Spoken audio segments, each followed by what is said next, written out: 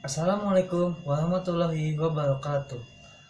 Perkenalkan, nama saya Ahmad Ananda Ramadan dengan NIM 2014-110193. Prodi Perbankan Syariah, jurusan Ekonomi Islam dan Fakultas Ekonomi dan Bisnis Islam UIN Palangkaraya, Kalimantan Tengah. Video ini bertujuan untuk memenuhi salah satu tugas ujian akhir semester pada mata kuliah Pengantar Tata Hukum Indonesia dengan dosen pengampu Bapak Jepri Tantang SY, SH, MH. Di sini saya akan menjelaskan sumber-sumber hukum perundang-undangan. Apa sih pengertian dari sumber-sumber hukum tersebut? Langsung saja ke dalam video ini. Di sini kita akan membahas apa arti sumber hukum dan apa saja macam-macam sumber hukum itu. Berbicara tentang hukum tentunya tidak lepas dari sumbernya. Ini sangat penting untuk diketahui dan dipahami secara komprehensif agar pembelajaran mengenai hukum bukan hanya sekedar aspek definisinya saja.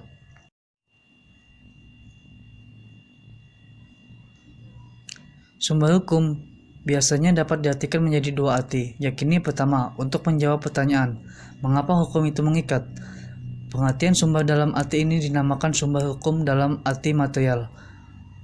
Kedua, untuk menjawab pertanyaan, di manakah kita bisa dapatkan atau temukan aturan-aturan hukum yang mengatur kehidupan kita. Sumber hukum ini dinamakan sumber hukum dalam arti formal.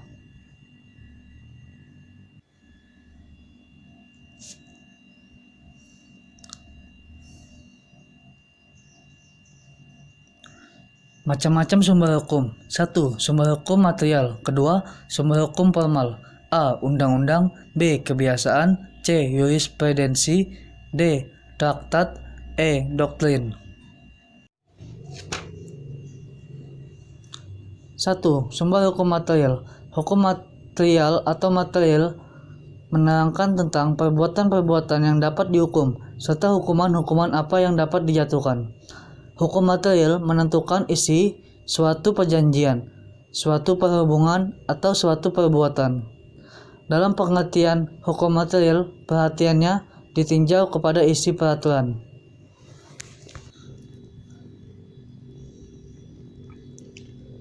Hukum material isinya perintah dan larangan yang menjadi patokan manusia agar bersifat tindak. Contohnya, tidak boleh membunuh, tidak boleh mencuri, dan sebagainya. Soal pertanyaan, mengapa orang menaati hukum? Tidak mudah dijawab. Apa yang mengatakan bahwa orang menaati hukum? Karena takut akan sanksi, hukuman, dan ada juga yang mengatakan bahwa orang menaati hukum karena itu memang orang yang taat dan soleh serta dapat membedakan antara yang baik dan yang buruk. Selain itu, ada juga penjelasan bahwa orang yang menaati hukum karena pengaruh masyarakat sekelilingnya. Ia memperhitungkan bahwa lebih menghitungkan menaati hukum daripada melanggarnya. Kedua, sumber hukum formal. Sumber hukum formal bertalian dengan masalah atau persoalan di manakah kita bisa mendapatkan atau menemukan ketentuan-ketentuan atau kaidah-kaidah hukum yang mengatur kehidupan manusia dalam masyarakat. Adapun sumber hukum formal yaitu sebagai berikut.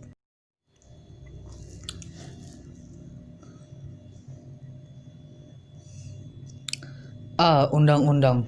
Hukum yang berbentuk undang-undang yaitu hukum tertulis, yang merupakan produk legislatif perundang-undangan, yakni hasil kerjasama antara pemerintah dan parlemen atau Dewan Perwakilan Rakyat.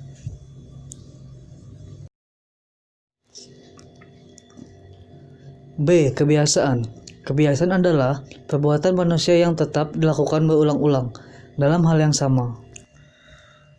Apabila dalam suatu kebiasaan tertentu diterima oleh masyarakat dan kebiasaan itu selalu berulang-ulang dilakukan sedemikian rupa, sehingga tindakan yang berlawanan dengan kebiasaan itu dirasakan sebagai pelanggaran perasaan hukum, maka dengan demikian timbullah suatu kebiasaan hukum yang oleh pergaulan hidup dipandang sebagai hukum.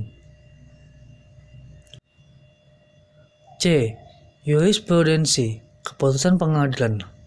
Jurisprudensi adalah keputusan-keputusan dari hakim terdahulu untuk menghadapi suatu perkara yang tidak diatur di dalam undang-undang dan dijadikan sebagai pedoman bagi para hakim yang lain untuk menyelesaikan suatu perkara yang sama.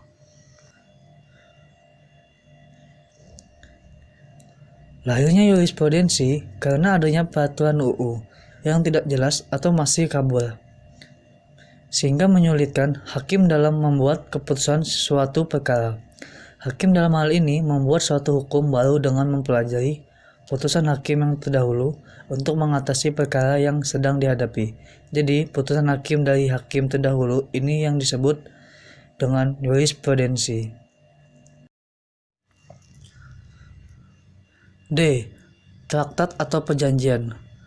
Traktat atau perjanjian internasional yaitu persetujuan oleh Indonesia yang diadakan dengan negara-negara lain, di mana Indonesia telah mengikat diri untuk menerima hak-hak dan kewajiban yang timbul dari perjanjian yang diadakan itu.